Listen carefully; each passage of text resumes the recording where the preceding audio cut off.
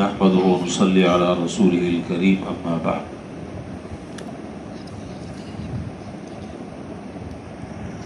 عن أبي هريرة رضي الله تعالى عنه أن رسول الله صلى الله عليه وسلم قال لا يقولن أحدكم اللهم اغفر لي إن شئت اللهم ارحمني إن شئت ليعزم المسألة فإنه لا مكره له.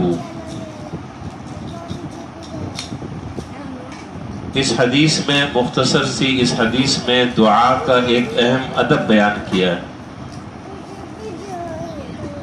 حضرت ابو ہریرہ رضی اللہ تعالیٰ عنہ سے روایت ہے کہ جناب رسول اللہ صلی اللہ علیہ وسلم نے ارشاد فرمایا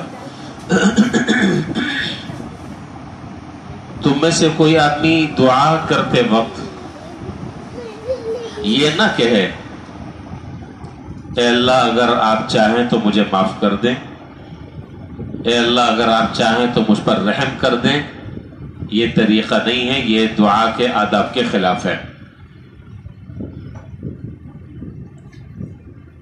پختہ یقین کے ساتھ اللہ تعالیٰ سے طلب کرے. اللہ کو کوئی مجبور کرنے والا نہیں ہے.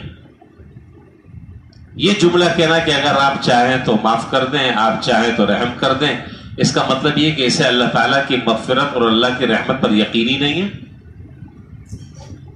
اگر یہ یقین ہوتا تو یہ اگر مگر کیا ہے؟ پھر اگر مگر کا سوال ہی پیدا نہیں ہوتا. پھر تو یہ ہے کہ اللہ آپ ہی مغفرت کرنے والے ہیں، آپ ہی رحم کرنے والے ہیں، آپ ہی معاف کرنے والے ہیں. تو یہ ہی پر جتنا زیادہ زور دیں گے اتنا زیادہ اللہ تعالیٰ سے اس کا یقین جو ہے وہ اسی اعتبار سے بڑھے گا. اگر آپ چاہیں اس کا کیا مطلب؟ اس کا مطلب یہ کہ کوئی سیکنڈ آپشن بھی آپ کے پاس ہے. اگر آپ نے نہیں کیا تو دوسری صورت ہے ہم وہ دیکھ لیں گے. یہ کیا طریقہ ہے؟ اس طرح دعا قبول نہیں ہوتی. اس طرح دعا قبول نہیں ہوتی. آپ ہی معاف کرنے والے ہیں، آپ ہی رحم کرنے والے ہیں، آپ ہی مغفرت کرنے والے ہیں، آپ ہی میری ساری ضرورتوں کو پورا کرنے والے ہیں. جب اس یقین اور جزم اور عزم کے ساتھ جب آدمی اللہ تعالیٰ سے دعا کرتا ہے، اللہ پھر اس کے لیے سارے کے سارے راستے کھول دیتے ہیں. اور جس آدمی کو یہ یقین ہی نہ ہو پھر تو دعا جو ہے وہ سر کے اوپر سے نہیں گزرتی. میں نے پہلے بھی آپ کے سامنے ذکر کیا تھا کافی عرصہ پہلے، دوبارہ یاد دہانی کے لیے پھر میں ذکر کر دیتا ہوں. بحیثیت مسلمان ہمارا اور آپ کا یہ عقیدہ ہے. بحیثیت مسلمان ہم سب کا یہ عقیدہ ہے کہ اللہ تبارک و تعالی اگر مغفرت فرمائیں گے تو انسان کی مغفرت ہوگی. اللہ ہی ہماری ساری ضرورتوں کو پورا کرنے والے ہیں، اللہ ہی ہمیں مشکلات سے نجات دینے والے ہیں، اللہ تعالی ہی ہماری ساری دسترس کرنے والے ہیں. یہ ہمارا اعتقاد اور ہمارا یقین ہے. ایک بزرگ تھے، کتابوں میں لکھا ہے، وہ روزانہ تہجد کے وقت اٹھ کر اللہ تعالی سے دعا کرتے. ایک مرتبہ ان کا جو مرید تھا اس نے کہا حضرت آج میرا دل چاہتا ہے کہ میں بھی آپ کے ساتھ تہجد کی نماز پڑھوں. کہا کہ بھائی کھڑے ہو جاؤ. نماز پڑھ لی. نماز پڑھنے کے بعد جب دعا کے لیے ہاتھ اٹھایا تو وہاں سے اوپر سے آواز آئی کسی کی کہ کوئی تمہاری دعا قبول نہیں ہے، کوئی تمہاری دعا قبول نہیں ہے، تمہارے لیے کوئی میرا در اور دروازہ نہیں کھلا، جاؤ. تو دعا سے جب فارغ ہو گیا تو مرید کو بڑا تعجب ہوا. کہا کہ حضرت یہ آواز تو میں نے بھی سنی ہے، وہاں سے تو آواز یہ آ رہی ہے کہ لا لبیک، تمہاری کوئی حاضری قبول نہیں ہے.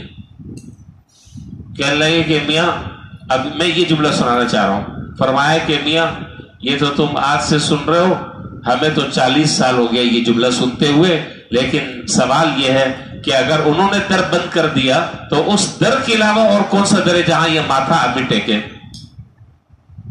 اس در کے علاوہ اور کون سا در ہے کہ جہاں آدمی اللہ کے حضور مانگے؟ کوئی در نہیں ہے. پھر فوراً آواز آئی کہ گرچہ ہنر نیست قبول است، گرچہ ہنر نیست قبول است، اگرچہ مانگنے کا ڈھنگ تو تمہیں نہیں آتا، اب ہم نے سب قبول کر لیا۔ جب آدمی کا یہ یقین ہو کہ میرے لیے واپسی کا کوئی راستہ ہی نہیں اللہ تعالیٰ کے در کے علاوہ، جب یہ یقین ہو، جب یہ جزم ہو، جب یہ اذعان پختہ ہو، تو پھر اللہ تعالیٰ دروازہ کھول دیتے ہیں۔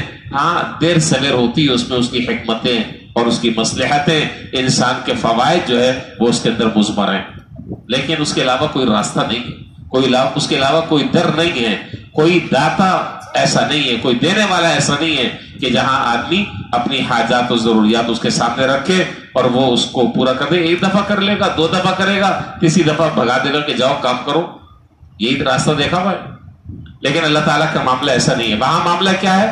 من لم يسأل اللہ یغضب علیہ، جو اللہ تعالیٰ سے نہیں مانگتا اللہ اس سے ناراض ہوتے ہیں۔ اور دنیا والوں کا اصول کیا ہے؟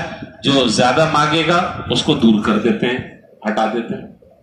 بہرحال تو خلاصہ یہ نکلا کہ جب آدمی اللہ تعالیٰ سے دعا کرے تو یہ اگر مگر سے دعا نہ کرے، اگر مگر کے الفاظ سے دعا نہ کرے، بلکہ میں نے کیا کہا، ہی پر زور دے۔ اللہ آپ ہی معاف کرنے والے ہیں، آپ ہی مغفرت کرنے والے ہیں، آپ ہی رحم کرنے والے ہیں، میری ساری حاجتوں اور ضرورتوں کو آپ ہی پورا کرنے والے ہیں، آپ کے علاوہ کوئی اور در نہیں ہے کہ جہاں پر میں اپنا دامن پھیلاؤں اور جہاں میں کشکول لے کر مانگوں، آپ سب کچھ کرنا۔ جب اس یقین کے ساتھ آدمی دعا کرتا ہے، اللہ تعالیٰ اس کی دعا کو قبول فرماتے ہیں۔ یہ دعا کا اس حدیث میں ایک ادب سکھلایا گیا ہے اور بتلایا گیا، جس کی میں نے مختصر تفصیل آپ کی خدمت میں عرض کر دی۔